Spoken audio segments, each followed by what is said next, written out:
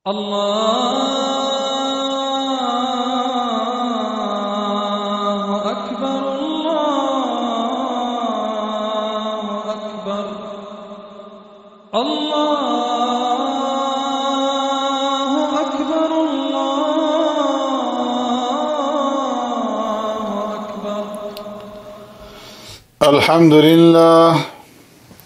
الحمد لله وحده والصلاة والسلام على من لا نبي بعده.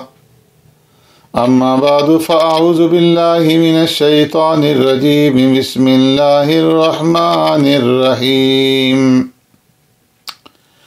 قد سمع الله قول التي تجادلك في زوجها وتشتكي إلى الله والله يسمع تحاوركما إن الله سميع بصير. صدق اللہ مولانا العظیم. معزز سامعین و ناظرین، 28ویں سپارے کا آغاز سورہ مجادلہ سے ہو رہا ہے، اور سورہ مجادلہ یہ مدنی صورت ہے. اس میں 22 آیات اور 3 رکوع ہیں. ترتیبی اعتبار سے اس سورت کا نمبر 58 ہے، اور نزولی اعتبار سے اس کا نمبر 105 ہے.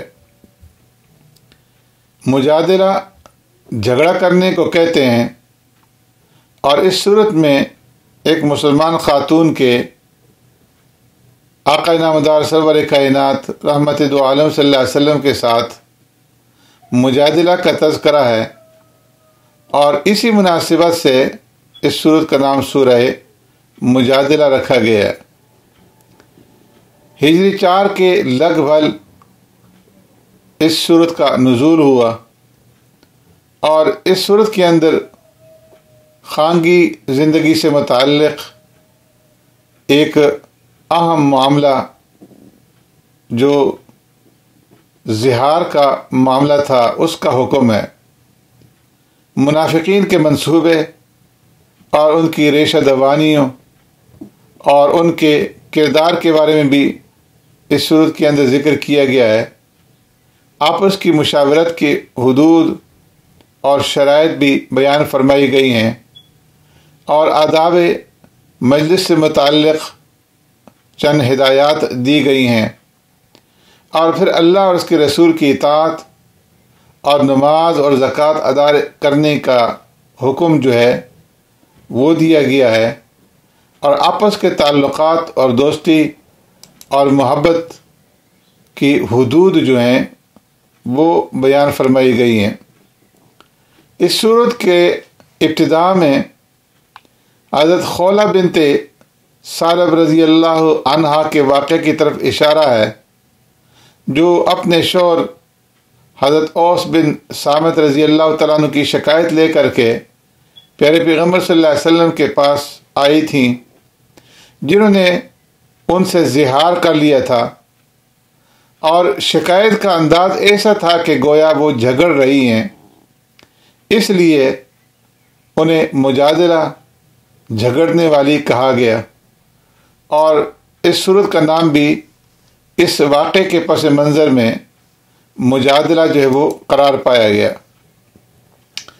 حضرت خولہ رضی اللہ تعالیٰ عنہ نے پیارے پیغمبر صلی اللہ علیہ وسلم کے سامنے نہایت ہی خوبصورت انداز میں اپنا معاملہ پیش کر کے اس کا شرعی حکم جو ہے وہ معلوم کرنا چاہا. انہوں نے عرض کیا کہ یا رسول اللہ صلی اللہ علیہ وسلم، اوس نے مجھ سے زہار کر لیا ہے، اور فرمایا کہ یہ شخص میرا مال کھا گیا، میری جوانی اس نے تباہ کر دی، میں نے اپنا پیٹ اس کے آگے کھول کر رکھ دیا. اب جب کہ میں بوڑھی ہو کر اولاد پیدا کرنے کے قابل نہیں رہی تو اس نے مجھ سے زہار کر لیا، اور عرض کرنے لگی کہ میرے چھوٹے چھوٹے بچے ہیں، اگر انہیں میں اپنے پاس رکھوں تو وہ بھوک سے مرنے لگیں گے، اور اگر اوس کے حوالے کر دوں تو بے توجہی کی وجہ سے وہ ضائع ہو جائیں گے۔ پیارے پیغمبر صلی اللہ علیہ وسلم نے فرمایا کہ میں تو یہی سمجھتا ہوں کہ تم اپنے شوہر پر حرام ہو چکی ہو۔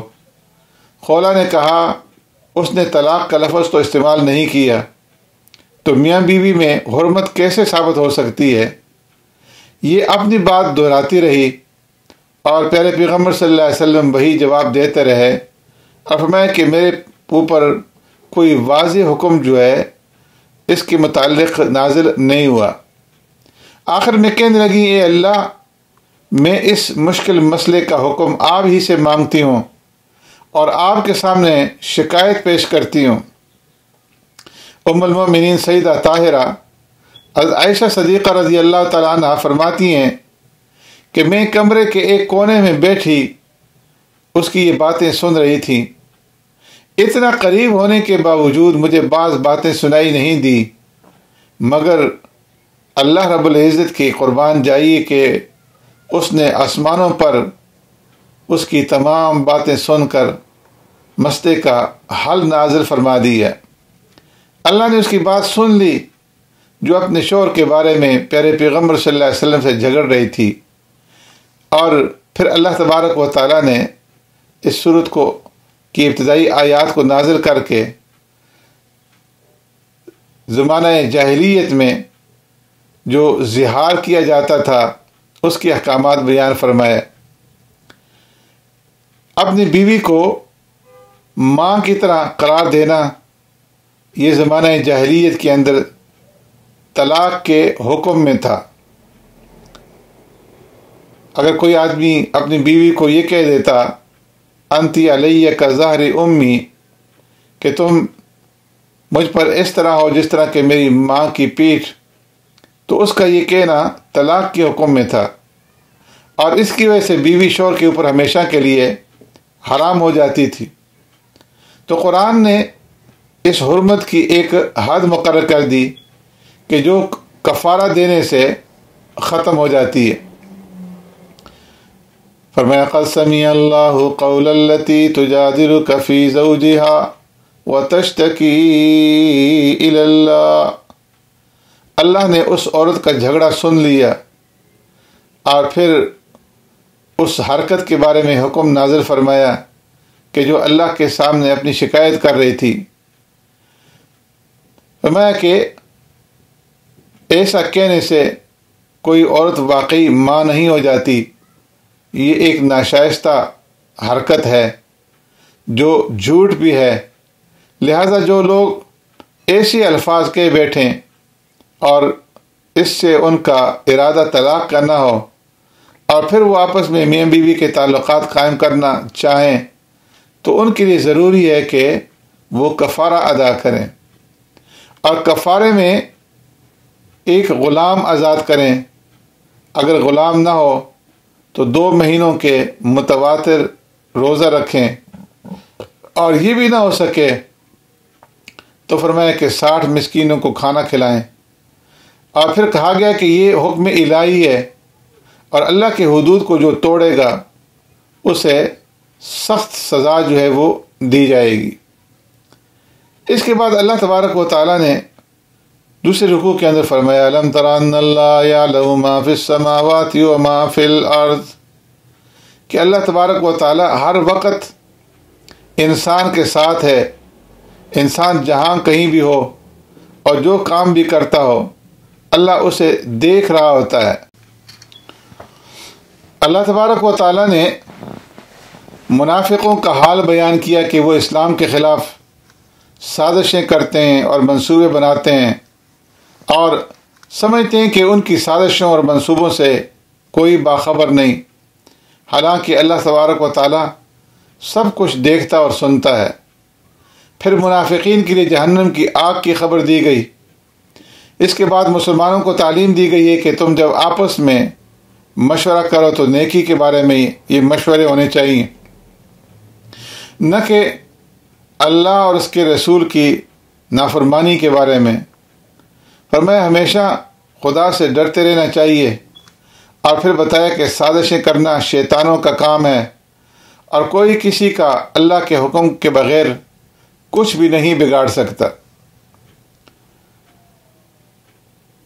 اس صورت کے اندر اللہ تبارک و تعالیٰ نے سرگوشی کا حکم بیان فرمایا، یعنی اگر دو یا زیادہ شخص دوسرے لوگوں کے سامنے ایک دوسرے کے کان میں بات چیت شروع کر دیں تو اسے سرگوشی کہتے ہیں۔ تو اللہ نے اس کا حکم بیان فرمایا۔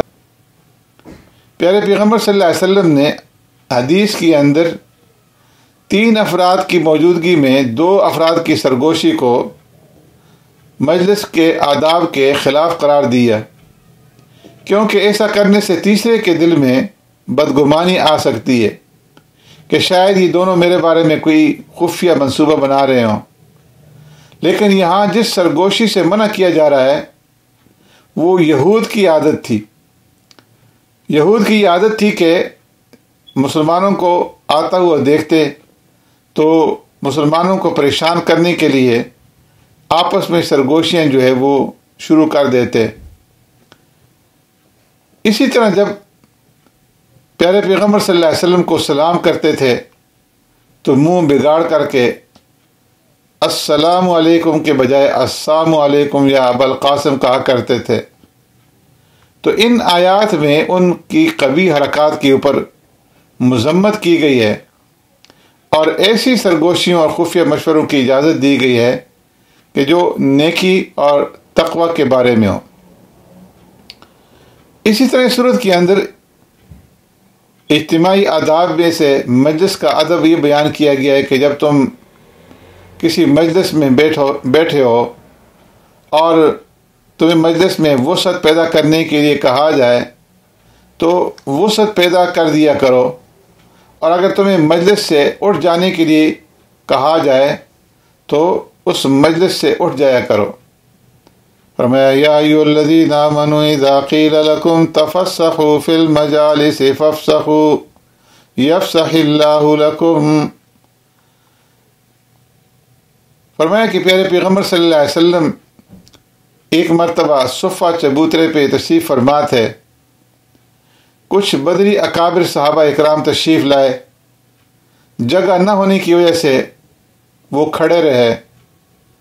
پیارے پیغمبر صلی اللہ علیہ وسلم نے مجلس والوں سے فرمایا کہ سمٹ جاؤ۔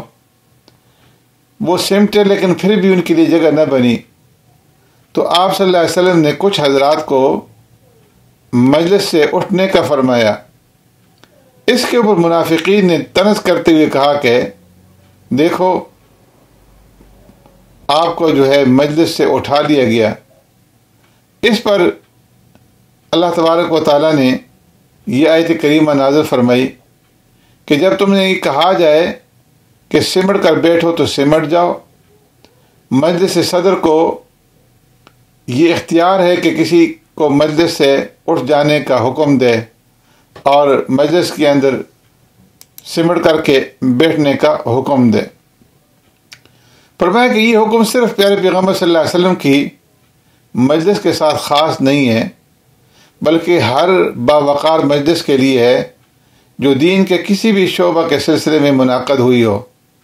لیکن یہ حکم فرض اور واجب بھی نہیں ہے بلکہ مستحب ہے۔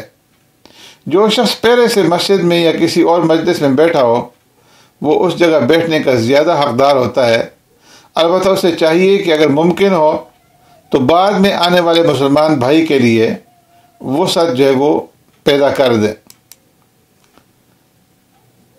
اس کے بعد اللہ تبارک و تعالیٰ نے ایک اور حکم نازل فرمایا یا ایھا الذین آمنوا اذا ناجیتم الرسول فقدموا بین یدی نجواکم صدقہ۔ کچھ حضرات پیارے پیغمبر صلی اللہ علیہ وسلم سے بات کرنے کے لیے تنہائی کا وقت مانگتے تھے، اور پھر جب آپ صلی اللہ علیہ وسلم وقت دے دیتے تو وہ خوب فائدہ اٹھاتے اور کافی دیر تک آپ صلی اللہ علیہ وسلم کے پاس بیٹھ کر کے بات چیت کرتے رہتے تھے۔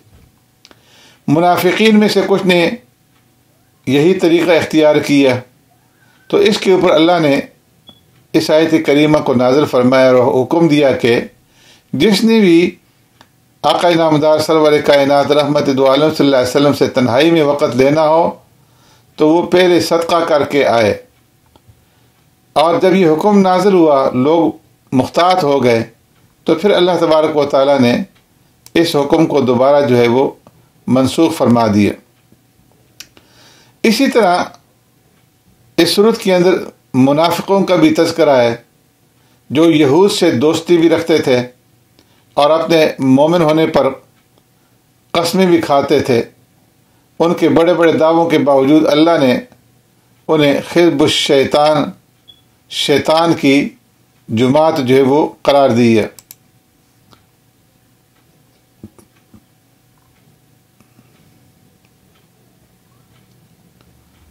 اور اس کے مقابلے میں جو اہل ایمان تھے ان کو حزب اللہ کہا گیا۔